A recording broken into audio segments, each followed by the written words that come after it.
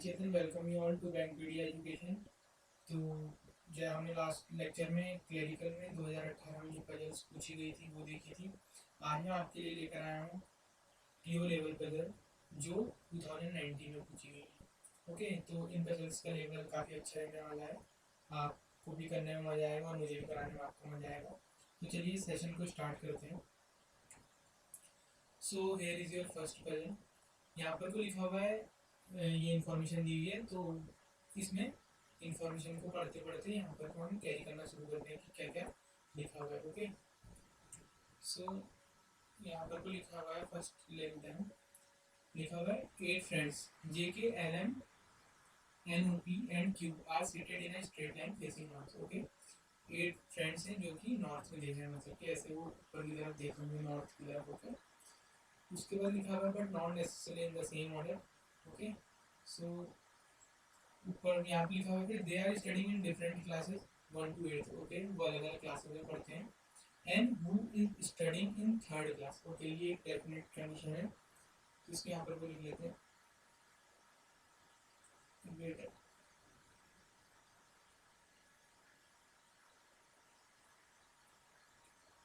तो यहाँ पर एन लिखा हुआ है, एन जो है वो थर्ड क्लास में पढ़ता है। एन जो है equal to he is in third class, और वो लिखा हुआ है, आगे लिखा हुआ है is sitting third to the left of O. तो ये जो एन है ये ओ के थर्ड लेफ्ट में, मतलब ये ओ के ऐसे थर्ड लेफ्ट में एन है जो कि थर्ड क्लास में यहाँ पर वो पढ़ता है। ठीक, उसके बाद लिखा हुआ है, नेक्स्ट इन्फॉर्मेशन हमको दी हुई है, both N and O are not near to L. Okay, ये ओ के अगल बगल, मतलब इन प्लेसेस पे यहाँ पर कोई एल नहीं होगा। ओके, और इसके भी एन के अगल बगल जो होगा वो एल यहाँ पर को नहीं होगा। ठीक है, उसके बाद लिखा हुआ है, और जो एल है, एल जो है वो फोर्थ में पड़ता है। ठीक है, तो एल को यहाँ पर लिख लेता हूँ, एल को यहाँ पर को फोर्थ में। उसके बाद लिखा हुआ है O is junior to P. Okay, इसका मतलब जो पी होगा वो जो होगा ओ का सीनियर होगा। ठीक है, ये भी एक डेफिनेट, मतलब अगर ओ फर्स्ट में पढ़ता होगा तो पी सेकंड में होगा, कुछ इस तरीके का। उसके बाद लिखा हुआ है Q who is studying in fifth class. Okay, Q यहाँ पर को फिफ्थ में है, is sitting near to L. Okay, ये एल के, अब ये दोनों इसके लेफ्ट राइट कुछ भी हो सकता है, तो ये ऐसे एल के पास बैठा होगा। ठीक है, उसके लिए neither Q nor L is sitting at extreme end of the row. Okay, Q oblique L ये जो होंगे ये रो के एंड पे नहीं होंगे। ओके, उसके बाद लिखा हुआ है K is sitting third to the right of L. Okay, K जो है वो L K is sitting third to the right of L. यहाँ पर को एल होगा जैसे, तो एल के इस तरीके से कहीं एल के दो छोड़ के तीसरे पे क्या होगा, के होगा। ओके, उसके बाद अगली इंफॉर्मेशन हमको लिखी हुई है M is not sitting at any extreme end of the row.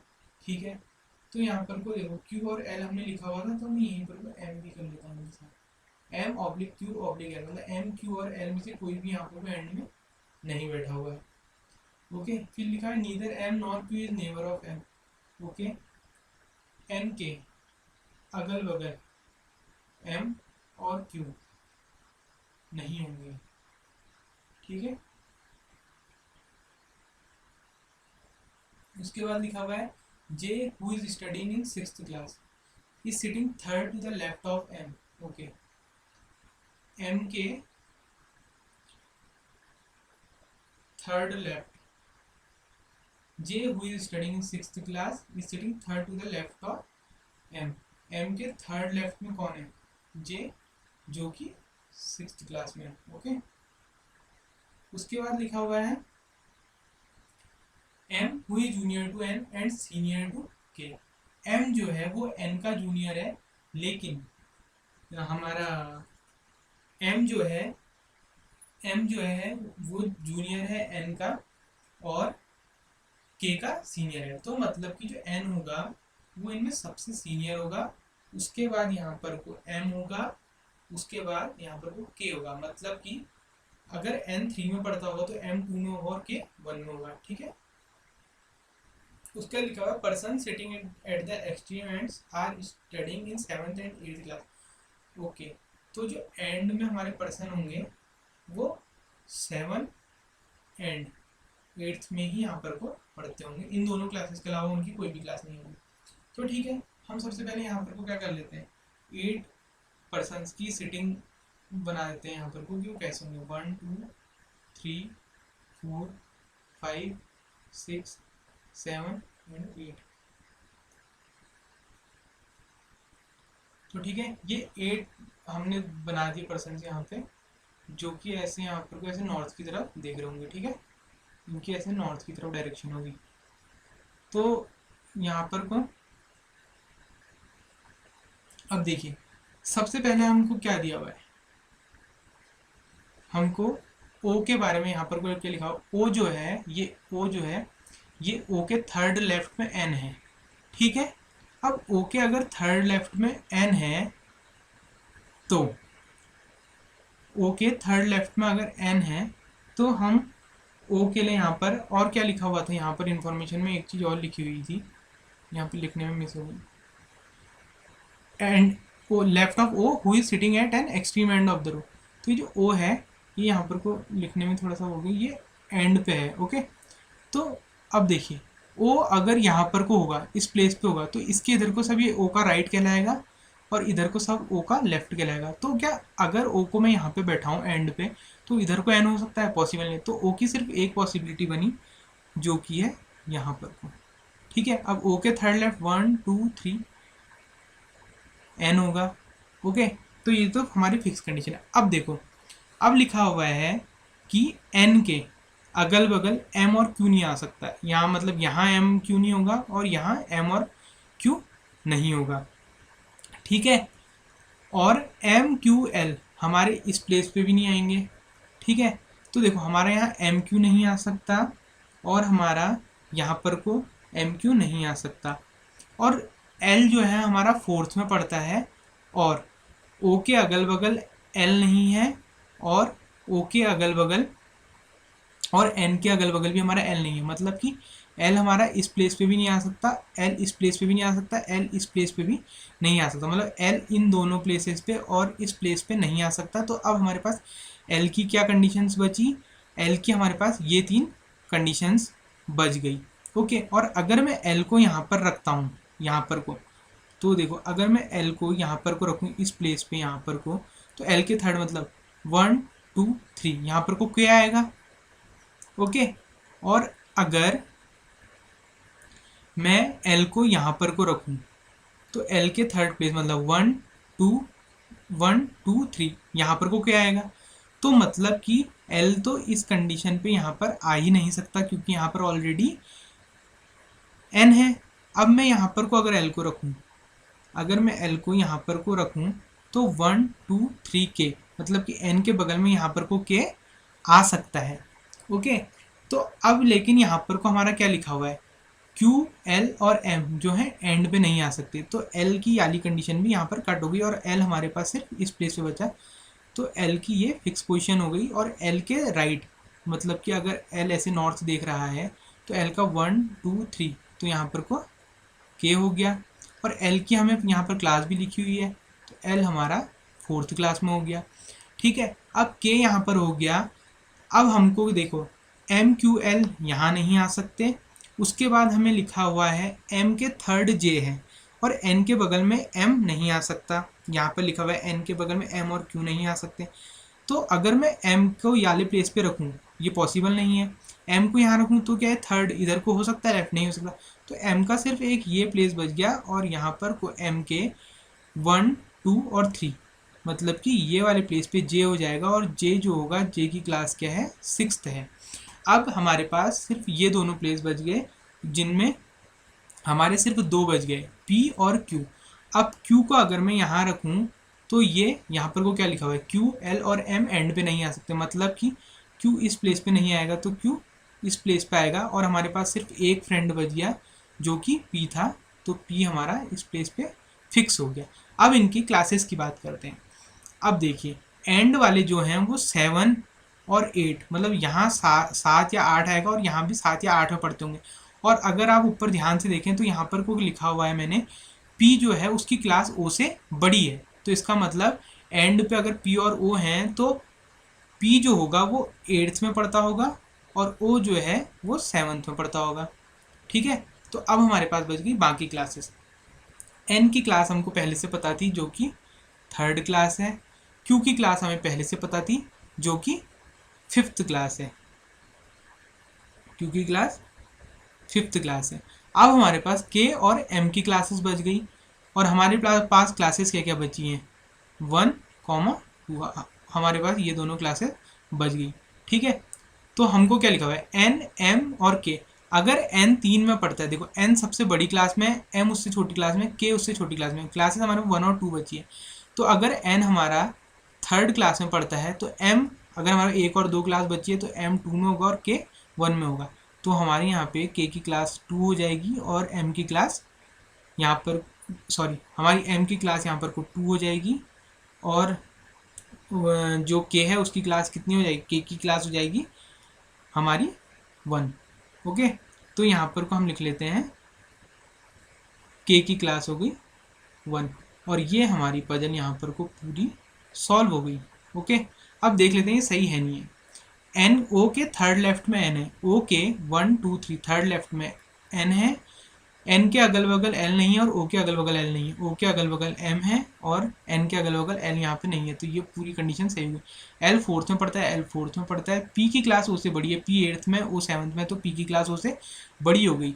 Q और L अगल बगल हैं, Q और L अगल बगल हैं, Q की क्लास 5th है, Q की क्लास 5th है। ठीक है, Q, M और L एंड पे नहीं है, एंड पे हमारे O और P हैं, तो याली कंडीशन भी हमारी सही हो गई। L के 3rd राइट K है, L के 1, 2, 3 3rd राइट K है, तो ये कंडीशन भी ठीक हो गई। N के अगल बगल MQ नहीं है, N के अगल बगल यहाँ पर भी MQ नहीं है और इधर भी MQ नहीं है, तो ये कंडीशन भी ठीक हो गई। M के 3rd right 3rd left J है जो कि 6th क्लास में, M के 1, 2, 3 J है, J की क्लास 6th है, तो ये कंडीशन भी ठीक हो गई। N की क्लास M से बड़ी है और M की क्लास K से बड़ी है, मतलब कि N 3rd में है, M 2 में है और K 1 में है, ये भी कंडीशन ठीक होगी। और एंड लास्ट कंडीशन हमारी बची, एंड वाले जो है 7 और 8 में पढ़ते हैं, एंड का O हमारा 7th में, P हमारा 8th में, तो ये पजल हमारी सही होगी। तो ये पजल को करने में आपको हार्डली, मैं तो यही मानूंगा कि आपको 2 से 3 मिनट का टाइम आपको इसको सॉल्व करने में लगना चाहिए था और 1 मिनट का टाइम आपको लगना चाहिए था इसके आंसर देने में। तो ये टोटल 4 मिनट की पजल यहाँ पर को हमारी बनती। ओके, तो ये थी आपकी PO बेस्ड पजल जो हमारी 2019 के पेपर में पूछी गई थी। सो देखिए, ये रही आपके सामने आपकी सेकंड पजल। तो ये एक सर्कुलर सिटिंग अरेंजमेंट की पजल है। आप चाहें तो स्क्रीन को रोककर वीडियो को यहाँ पर पॉज करके अपना क्वेश्चन को सॉल्व करने के बाद सॉल्यूशन देख सकते हैं। मैं तब तक इसको सॉल्व करता हूँ। ओके, तो इसको करने में आपको 2 मिनट लगने चाहिए। तो लेते हैं, इन्फॉर्मेशन कैरी करते हैं। 7 people ABCDEF and G are sitting in a circle. Okay, ठीक है, 7 पर्सन हैं जो सर्कल में बैठे हुए हैं। 5 of them are facing the centre while 2 of them facing opposite to the centre. मतलब कि यहाँ पर को जैसे कि मैं आपको समझा देता हूँ पहले, अगर आपने पहले सर्कुलर अरेंजमेंट नहीं किया। जैसे मान लीजिए एक सर्कल है, ठीक है, ये सर्कल का सेंटर हो गया। ओके, तो जब वो लिख रहा है कि टुवार्ड्स द सेंटर और फेसिंग द सेंटर, तो इसका मतलब जो लोग बैठे हुए होंगे वो इस तरीके से सेंटर की तरफ देख रहे हैं। और अगर लिख रहा है अपोजिट टू द सेंटर, तो वो ऐसे सेंटर से बाहर की तरफ देख रहे हैं। तो ये सेंटर का अपोजिट हुआ और ये सेंटर का इनर हुआ। ओके, तो यहाँ पर को ये था सर्कुलर अरेंजमेंट के बारे में। ओके, सो अब यहाँ पर इंफॉर्मेशन लिख लेते हैं क्या दी हुई है हमको। तो C sits 3rd to the left of D। Okay, तो यहाँ पर को ऐसे लिख लेते हैं, C, कोई C है वो D के 3rd लेफ्ट बैठा हुआ है। ओके, उसके बाद लिखा हुआ है and both are facing the centre. तो देखिए सेंटर मतलब ऐसे, मैं इसको ऐसे दिखा लेता हूँ, इस तरीके से देख रहा होगा अंदर की तरफ। ओके, उसके बाद लिखा हुआ है both are facing the centre, E is neither immediate neighbour of D nor C। तो D के अगल बगल, मतलब D के जो नेबर होंगे और C का जो नेबर होगा, यहाँ पर को E नहीं होगा। ओके, वैसे ही यहाँ पर भी डी के अगल बगल जो ई होगा वो नहीं होगा। ये मेरा अपना लिखने का एक अनोटेशन का एक तरीका है। आप चाहें तो इसको किसी और तरीके से भी लिख सकते हैं। ओके, और उसके बाद लिखा हुआ है the one sitting exactly between D and F is facing opposite to centre. Okay, तो यहाँ पर को कहीं पर को ऐसे डी होगा और एफ होगा। ओके, तो जो डी और एफ के बीच में ये मिड पे कोई बैठा हुआ होगा वो सेंटर के अपोजिट है, तो मतलब ऐसे बाहर की ओर देख रहा होगा। ठीक है, ये भी इन्फॉर्मेशन हमको दी हुई है। उसके बाद लिखा है जी इज़ फेसिंग द सेंटर, तो ये फिक्स कंडीशन है और लिखा हुआ है जी जो है वो सेंटर की तरफ देख रहा है। उसके बाद हमको लिखा हुआ है यहाँ पर को one of B's neighbour is facing opposite to the centre. Okay, B का कोई नेबर होगा ऐसे ऐसे कहीं पर होगा, और जो ये होगा ये ऐसे अपोजिट सेंटर के अपोजिट मतलब बाहर की तरफ देख रहा होगा। ओके, उसके बाद नेक्स्ट लिखा हुआ है B sit second to the left of one of the person who is facing outside. तो ऐसे रैंडमली ऐसे डब्बा बना लेते हैं यहाँ पे खाली इस ऐसी, तो ये जो पर्सन होगा ये ऐसे बाहर की तरफ देख रहा होगा। ओके, और जो बी होगा वो इसके सेकंड मतलब ऐसे लेफ्ट की ओर। ओके, सेकंड में यहाँ लेफ्ट की ओर कहीं बी बैठा होगा। ठीक है, उसके बाद लिखा हुआ है D and F R not neighbours, मतलब डी और एफ ये आपस में कॉन्जिक्यूटिवली साथ या एक दूसरे के अगल बगल नहीं होंगे। तो हमको बस इतनी सी इन्फॉर्मेशन दी हुई है। तो चलिए अरेंजमेंट को शुरू करने से पहले आप चाहें तो सर्कल बना सकते हैं और नहीं बना सकते। मैं यहाँ पर रिप्रेजेंट अच्छे से करने के लिए यहाँ पर सर्कल का यूज़ कर रहा हूँ। ओके, रियल एग्जाम एनवायरनमेंट में आपको सर्कल बनाने की भी ज़रूरत नहीं है अगर आप फील नहीं कर रहे हैं।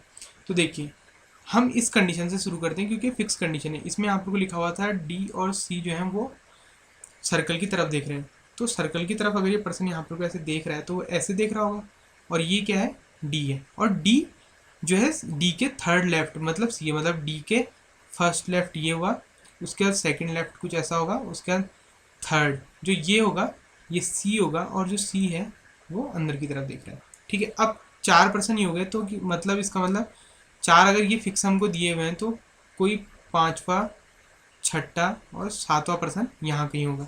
ओके, अब इसके बाद लिखा हुआ है डी और एफ के मिड में, ये था एग्जैक्ट मिड के लिए था। ठीक है, तो यहाँ पर को लिखा हुआ है कि जो मिड पर्सन होगा ये डी और एफ के बीच में होगा। और दूसरी चीज़ आपको ये दी हुई थी यहाँ पे डी के बगल में ई नहीं है, डी के नेबर ई नहीं है और सी का नेबर ई नहीं है, मतलब कि ई यहाँ नहीं आ सकता और ई यहाँ नहीं आ सकता। ओके, ई जो है वो ई ना तो इस कंडीशन में आ सकता है यहाँ पर को, ठीक है मैं दूर लिख रहा हूँ ताकि इसको यहीं पर सॉल्व कर सकूँ बाद में, और ई यहाँ भी नहीं आ सकता। सेम ई ना इस कंडीशन में डी के बगल में आ सकता है और ना यहाँ कहीं इसके आसपास यहाँ ई आ सकता है। तो देखो अब सिर्फ एक प्लेस बच गया जो कि ये प्लेस है, तो ई जो होगा हमारा 100% इस कंडीशन में यहाँ पर को फिक्स हो गया। ठीक है, तो अब हमारे 3 प्लेस फिक्स हो गए हैं और बचे हमारे पास 4 प्लेसेस। ई का हमको नहीं पता अभी ई किस तरफ देख रहा है, तो मैंने इसको यहाँ पर को कुछ भी नहीं किया हुआ है। तो अब यहाँ पर को नेक्स्ट देखिए क्या है, जी जो है इनवर्ट फेस कर रहा है। ओके, अब देखो डी और एफ के एग्जैक्टली बिटवीन कोई है जो बाहर की तरफ देख रहा है। तो देखो डी और एफ का एग्जैक्ट बिटवीन क्या हो सकता है, तो देखो यहाँ पर कोई एफ आ सकता है इस कंडीशन में, और यहाँ पर कोई एफ आ सकता है, यहाँ एफ नहीं हो सकता, और एफ यहाँ हो सकता है। अगर एफ यहाँ होगा तो डी और एफ का कुछ मिड नहीं बनेगा, और डी और एफ का यहाँ पर भी कोई मिड नहीं बनेगा। तो सिर्फ एफ के ये 2 प्लेस बच गए, एक ये और एक ये। अब एफ अगर यहाँ होगा तो ये 2 और डी के ये 2, तो यहाँ पर को कोई पर्सन होगा। ठीक है, उसके बाद ये ई की कंडीशन पहले मिटा लेते हैं जो पहले लिखी हुई थी। उसके बाद यहाँ पर को इनको इरेज करने के बाद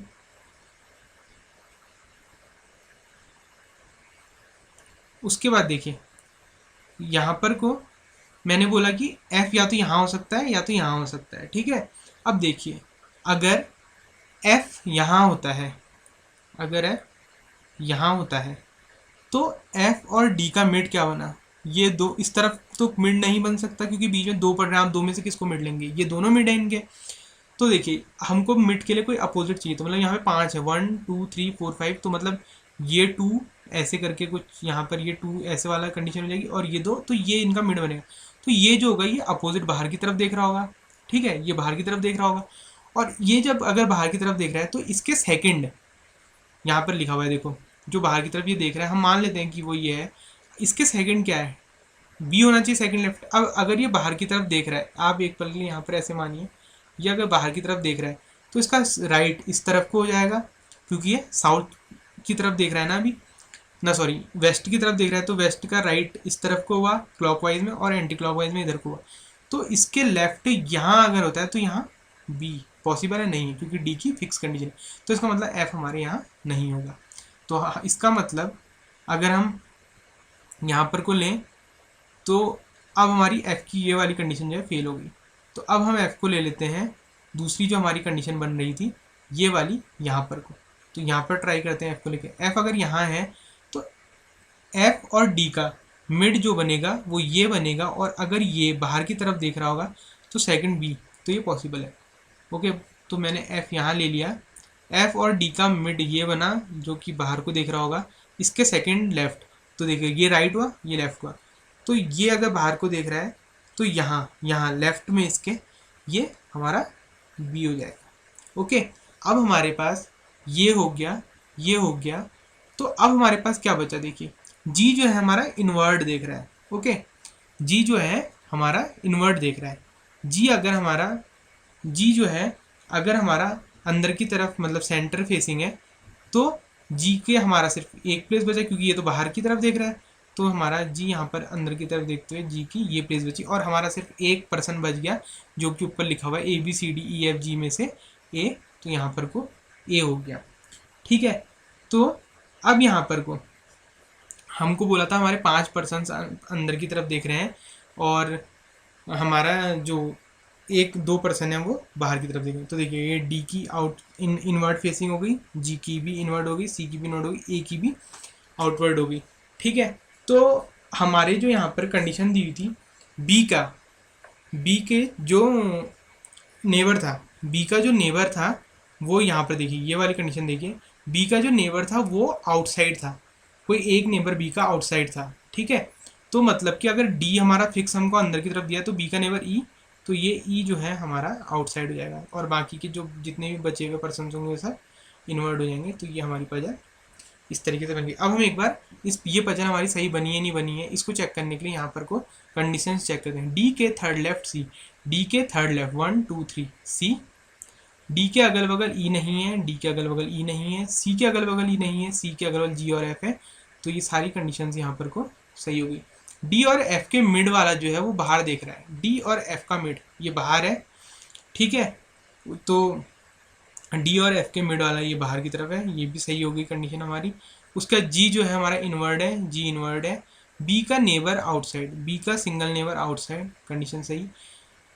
जो बाहर देख रहा है उसके सेकंड लेफ्ट बी है, ये ए यहाँ बाहर देख रहा है इसके सेकंड लेफ्ट बी है, तो ये कंडीशन भी हमारी सही हो गई। डी और एफ जो है आपस में नेबर्स नहीं है, तो यहाँ एफ और ए एफ और सी हैं, तो मतलब कि एफ का नेबर डी कहीं नहीं है, तो ये कंडीशन भी हमारी सही होगी। तो मतलब इसका मतलब जो आपने ये पजल सॉल्व करी थी यहाँ पर ये आपकी बिल्कुल एकदम सही थी। ओके, तो ये थी आपकी पीओ लेवल की प्री में पूछी गई पजल्स। ओके, सो इसके बाद हम जो नेक्स्ट वीडियो करेंगे वो हम पजल्स आरआरबी में जो मिसलिनियस क्वेश्चंस रीजनिंग में पूछे गए थे उससे रिलेटेड करेंगे। ऐसी जैसे हम रीजनिंग में आपके लिए पजल्स और मिसलिनियस क्वेश्चन जो अब तक प्रीवियस ईयर्स पूछे गए हैं उनके कोर्स लॉन्च कर रहे हैं, वैसे ही आपके लिए क्वांट्स के भी हम वीक के 1 से 2 लेक्चर्स आपको प्रोवाइड करेंगे जो प्रीवियस ईयर्स में पूछे गए थे। ओके, सो अगर आप इस चैनल पे नए हैं और आपने चैनल को अभी तक सब्सक्राइब नहीं किया है तो please do hit the subscribe button. Okay, so मिलते हैं नेक्स्ट लेक्चर में।